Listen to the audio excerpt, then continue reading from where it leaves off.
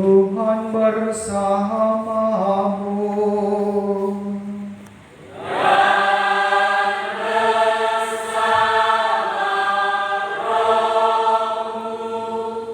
Inilah Injil suci menurut Yohanes.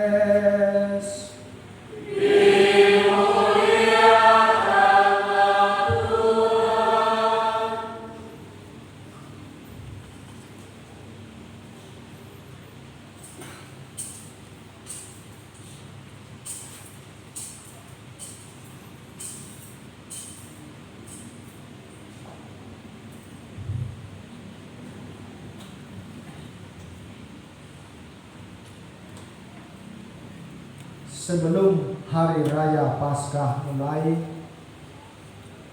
Yesus telah tahu bahwa saatnya sudah tiba untuk pergi dari dunia ini kepada Bapa.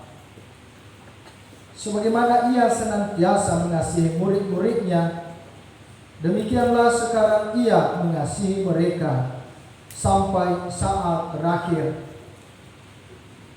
Ketika mereka sedang makan bersama, iblis telah membisikkan dalam hati Yudas Iskariot, anak Simon, rencana untuk mengkhianati Yesus. Yesus tahu bahwa Bapa telah menyerahkan segala sesuatu kepadanya dan bahwa Ia datang dari Allah dan akan kembali kepada Allah. Lalu bangunlah Yesus dan menanggalkan pakaiannya. Ia mengambil sehelai kain lenan dan mengikatnya pada pinggangnya. Kemudian Ia menuangkan air ke dalam sebuah baskom dan mulai membasuh kaki murid-muridnya, lalu menyikannya dengan kain yang terikat pada pinggangnya. Lalu sampailah Ia kepada Simon Petrus. Kata Petrus kepadanya, "Tuhan, Engkau hendak membasuh kakiku?" Jawab Yesus kepadanya, "Apa yang aku lakukan engkau tidak mengerti sekarang, tetapi engkau akan memahaminya kelak." Kata Petrus kepadanya, "Selama-lamanya engkau tidak akan membasuh kakiku." Jawab Yesus, "Jika aku tidak membasuh engkau, engkau tidak mendapat bagian dalam aku." Kata Simon Petrus kepadanya, "Tuhan, jangan hanya kakiku saja, tetapi juga tangan dan kepalaku." Kata Yesus kepadanya, "Siapa saja yang telah mandi, ia tidak usah membasuh diri lagi selain membasuh kakinya, karena ia sudah bersih seluruhnya. Kamu pun sudah bersih, hanya tidak semua." Yesus tahu siapa yang akan menyerahkan Dia. Karena itu Ia berkata, "Tidak semua kamu bersih." Sesudah membasuh kaki mereka, Yesus mengenakan pakaiannya dan kembali ke tempatnya. Lalu Ia berkata kepada mereka, "Mengertikah kamu apa yang telah aku lakukan kepadamu? Kamu menyebut aku guru dan Tuhan, dan katamu itu tepat. Sebab memang akulah guru dan Tuhan. Jadi jika aku Tuhan dan gurumu membasuh kakimu, maka kamu pun wajib saling membasuh kaki. Sebab aku telah memberikan suatu teladan kepadamu, supaya kamu juga melakukan seperti yang telah aku lakukan kepadamu." Demikianlah Injil Tuhan. Terpujilah Kristus.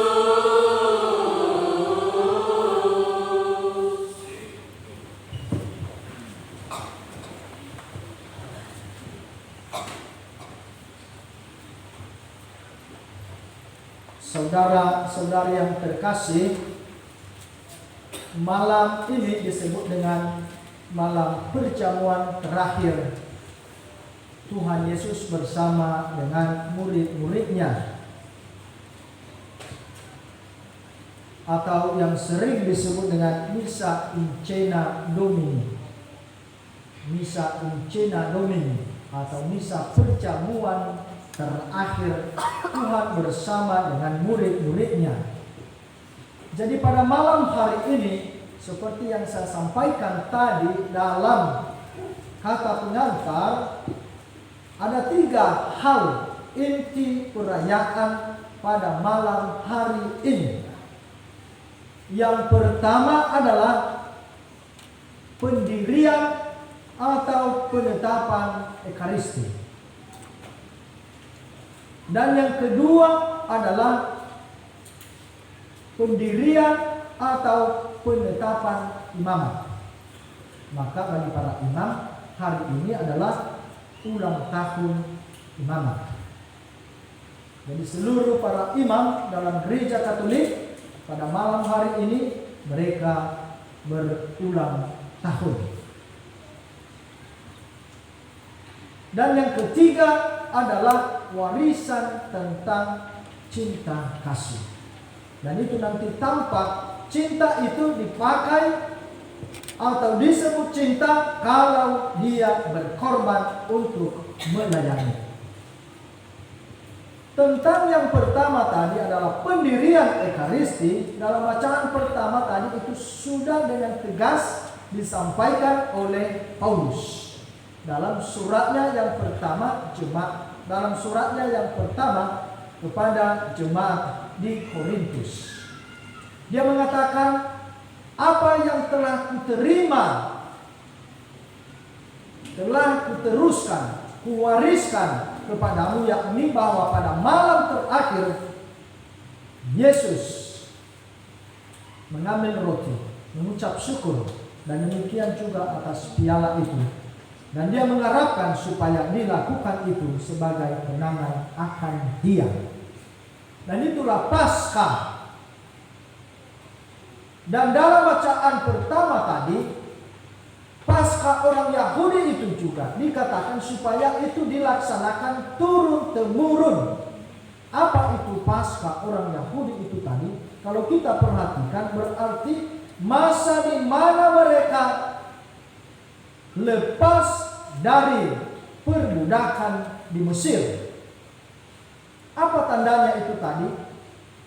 Dikatakan tadi masing-masing keluarga harus mengambil 1 anak domba dan mereka menyembelihnya masing-masing keluarga. Dan kalau tidak habis, mereka harus mengumpulkan atau memanggil teman-temannya, dan darahnya itu harus dioleskan di jenang pintu. Dan nanti Tuhan lewat di situ. Di mana ada darah, maka Tuhan menyelamatkan orang itu. Karena semua anak-anak sulung Mesir akan dibunuh oleh Tuhan. Jadi supaya tahu yang mana di sini orang Israel harus ada darah. Maka yang tidak ada darah berarti itu pasti bukan orang Israel. Itu adalah orang Mesir, dan anaknya, anak pertama, anak sulung itu harus dibunuh. Nah, darah inilah yang menyelamatkan, yang membebaskan orang Israel dari perbudakan di Mesir. Dan inilah nanti yang dibuat oleh Yesus, yakni darahnya itu disalib, itulah yang menyelamatkan umat manusia. Dan supaya terus ada keselamatan dan penyelamatan itu hadir di sepanjang waktu, hadir dalam kehidupan kita, maka Dia membuat dan menetapkan Ekaristi. Karena itu Ekaristi adalah simbol kehadiran Tuhan, atau Dia sendiri yang hadir untuk menyelamatkan manusia. Tetapi hanya Ekaristi ada karena ada imam. Ya, maka kalau tidak ada imam, maka tidak ada Ekaristi. Nah, di sini memang hebatnya para imam, ya. Dan kalau tidak ada Ekaristi, tidak ada para imam juga. Maka memang tugas utama para imam adalah merayakan Ekaristi, menghadirkan Tuhan kepada seluruh umat. Tetapi itu bukan Ekaristi yang hanya tinggal di altar, tetapi itu harus bergerak sampai kata Bapak kita Bapak Paus kita Fransiskus itu harus sampai ke pinggiran kampung. Altar itu harus dibawa ke sana. Apa artinya? Bahwa di mana Yesus mengorbankan dirinya di atas altar, maka demikian jugalah orang yang merayakan Ekaristi itu harus mengorbankan dirinya. Dia harus sampai ke pasar, dia harus sampai ke kampung-kampung, dia harus sampai ke pekerjaannya. Itulah artinya Ekaristi yang berbuah, Ekaristi yang hidup. Jadi bukan hanya merayakan Ekaristi di sini, tetapi hasilnya tidak ada. Ekaristi itu harus membawa kesatuan dan persatuan di antara seluruh umat. Harus ada efeknya dalam kehidupan sehari-hari. Nanti giluhannya, nanti tahu saja Ekaristi begitu meriah. Kita sudah latihan kor berbulan-bulan, latihan para rasul. Mereka harus meninggalkan pekerjaan mereka, harus datang ke sini. Latihan para petugas harus menunggu di sini, dilatih lagi kesabarannya, karena yang satu sudah datang 1 jam yang lalu, yang satu baru datang 1 jam kemudian. Bagaimana menyatukan itu? Tapi dia sabar. Supaya apa? Supaya perayaan pada malam hari ini sungguh meriah. Lalu kalau sudah meriah, cukup di sini? Saya kira tidak. Itu harus sampai ke kehidupan kita sehari-hari. Bagaimanakah itu? Itulah dia menghasilkan cinta, dan itu adalah pelayanan. Karena itu Yesus, saya meninggalkan kepadamu. Ini adalah perintah yang baru. Itu memang baru, ya. Mengapa dia baru? Mengapa baru? Kasih ini bagi Yesus mengapa baru? Karena cinta itu dimiliki oleh seorang guru dan Tuhan yang siap untuk melayani. Karena kalau yang lama, yang lebih besar yang harus dilayani, pejabat yang harus dilayani, bukan yang di bawah, bukan yang kecil. Tetapi ini menjadi baru karena Yesus mengatakan, kamu menyebut saya guru dan Tuhan, dan itu benar. Tidak ada lagi yang besar di atas itu.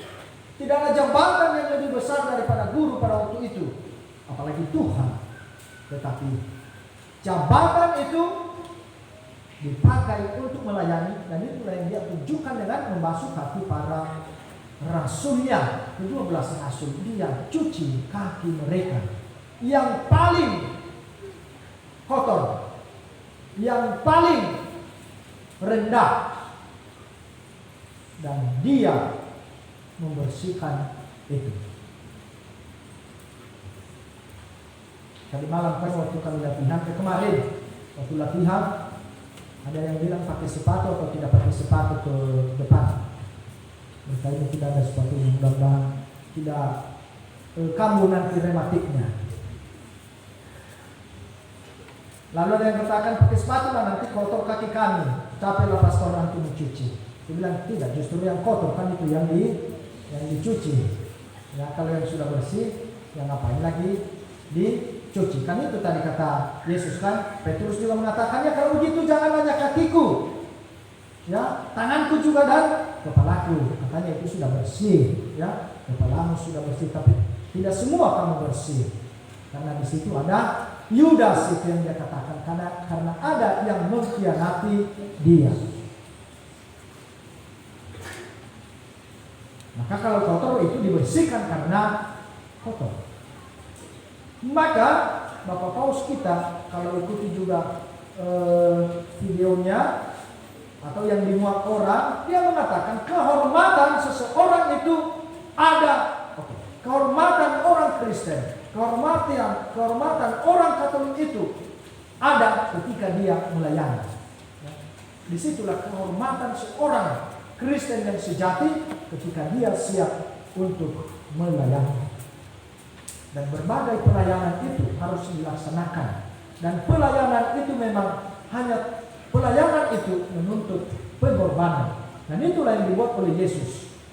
Kalau kita perhatikan, malam ini adalah untuk mewujudkan pengorbanan atau pelayanan itu dilaksanakan secara sakramental.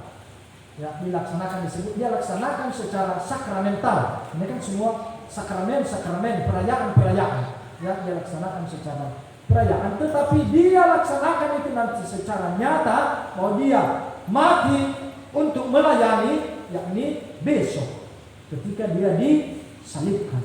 Nah, karena itulah pesta Trihari Paskah ini mulai malam ini sampai hari Minggu adalah satu kesatuan. Nanti tidak ada berkat penutup. Itu artinya malam ini dibuka Trihari Suci Paskah. Ya, harus ada Trihari Suci, harus ada Paskahnya, ya. Bahkan disebut Trihari Paskah. Jadi bukan hanya Trihari Suci. Karena kalau Trihari Suci bisa juga kita sebut hari Senin, hari Selasa, hari Rabu. Karena itu pekan suci, berarti 3 hari yang suci itu. Tapi Trihari Paskah atau Trihari Suci Paskah itulah dia hari Kamis, hari Jumat, dan hari Sabtu. Hari Jumat, hari Sabtu, dan hari Minggu. Tetapi bukan perhitungan kalender atau perhitungan waktu kita. Kalau perhitungan waktu kita, hari ini hari apa? Hari Kamis. Kita mengikuti waktu Yahudi dalam kalender liturgi kita. Sekarang sudah masuk hari Jumat, ya. Ini sudah masuk hari Jumat bagi orang Yahudi, dan itulah yang kita ikuti. Maka ini adalah hari Jumat. Perayaan ini kita buka dengan perjamuan malam terakhir Yesus bersama dengan murid-muridnya. Dan besok tidak ada misa, kan? Ya, tidak ada misa. Jadi jangan kalian sebut nanti, oh itu ada misa kami, tidak ada. Nah, itu adalah ibadat jalan salib. Itu adalah bagian dari perayaan malam ini. Dan nanti malam Minggu, hari Sabtu, ya itu hari Sabtu, dan malam Minggu itu disebut dengan Vigilia. Yang ada nanti api unggun, ada bacaan yang begitu banyak, lalu sesudah itu pemberkatan air baptis atau pembaptisan atau pemberkatan air baptis, lalu Eukaristis, sesudah itu penutup. Itu masih Vigilia, masa berjaga untuk menantikan kelahiran Yesus. Hari Minggu itulah dia hari kebangkitan Tuhan. Sebenarnya itu adalah ditutup dengan ibadat sore hari Minggu. Jadi itu satu kesatuan, dimulai dengan perjamuan malam terakhir yang disebut dengan Kamis Putih, dan berakhir nanti pada hari Minggu pada ibadat sore. Hanya di sini belum kita lakukan itu, tapi di biara dibuat itu. Dan inilah yang disebut dengan Trihari Paskah, Jumat, Sabtu, dan Minggu. Paskah, dalam Trihari Paskah ini apa yang kita rayakan? Sengsara, wafat, dan bangkit. Artinya dalam kehidupan kita tak pernah lepas ketiga hal ini. Kita pasti pernah mengalami sengsara, kita pernah mati, wafat dalam artian tertentu hidup rohani kita. Tetapi kita juga pernah merasa gembira. Dan akhirnya nanti kita akan mengalami kegembiraan sejati, kebangkitan seperti Yesus sendiri. Lebih khusus pada malam hari ini kita lihat bahwa murid-muridnya yang baru saja dia layani, baru saja dia cuci kakinya, sesudah itu nanti pergi meninggalkan dia. Dan itulah yang disimbolkan nanti dengan perarakan sakramen Maha Kudus, ya. Dan semua nanti altar ini akan dikosongkan. Ya, ini semua nanti kosong ini. Tidak ada lagi bunga-bunga di sini, tidak ada lagi kain altar itu, tidak ada lilin di situ, tidak ada lagi salib. Ini juga simbol bahwa para murid meninggalkan Yesus, meninggalkan dia sendirian dalam perjuangannya. Bapak Ibu dan saudara-saudari yang terkasih, biasanya orang hanya banyak datang saat kematian Tuhan pada hari Jumat Agung. Saya kira bukan hanya jumlah ini kita besok, pasti lebih banyak dari sini kan. Apakah ini buktinya bahwa orang atau manusia itu lebih senang menyalibkan Tuhan? Nanti pada malam Paskah tidak tahu apakah banyak karena tidak ada pengalaman saja. Tapi di mana-mana malam Paskah sangat sedikit. Hari Raya Paskah tidak sebanyak pada saat kebangkitan, tidak sebanyak hari Jumat. Saya tidak tahu bagaimana pengalaman di sini. Nah, apakah ini juga artinya bahwa memang kita senang menderita? Mengapa lebih banyak orang ketika hari Jumat Agung? Apakah ini juga memang kebiasaan kita kalau ada yang meninggal kita lebih banyak datang? Apakah ini tandanya bahwa kita senang bahwa dia meninggal? Bukan kan? Karena kita ikut berduka, ya, kita menghibur dia. Lalu kalau Yesus, mengapa kita lebih semangat datang, lebih mewajibkan diri harus datang kalau dia disalibkan? Apa alasannya kira-kira? Sampai sekarang belum saya temukan juga. Tapi sekali lagi biasanya lebih banyak. Maka kita di Paroki Laverna ini kita coba bahwa pesta ini satu kesatuan. Malam ini kita banyak, besok juga banyak. Malam Minggu Vigilia Paskah lebih banyak, dan apalagi hari Sabtu lebih banyak lagi. Itulah dia, ada puncaknya, ya, ada puncaknya. Dan kalau kamu perhatikan nanti, Paskah itu membuat orang semakin bersaudara. Paskah itu membuat orang semakin bersatu. Paskah itu membuat orang semakin banyak yang mau bertobat. Maka hari Minggu kita tunjukkan itu sebagai satu stasi pusat di paroki ini, bahwa kita sudah mampu. Kita tunjukkan dengan bersaudara satu dengan yang lain.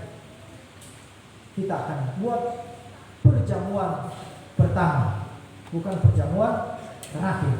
Karena perjamuan terakhir berarti ada Yudas. Kan kalau di sini kan perjamuan terakhir yang dibawa oleh Tuhan ada Yudas yang pergi. Tetapi yang kita buat nanti hari Minggu adalah perjamuan pertama. Artinya bukan itu yang terakhir, tetapi itu yang pertama, dan akan kita teruskan sebagai wujud dari perayaan Paskah yang kita rayakan saat ini.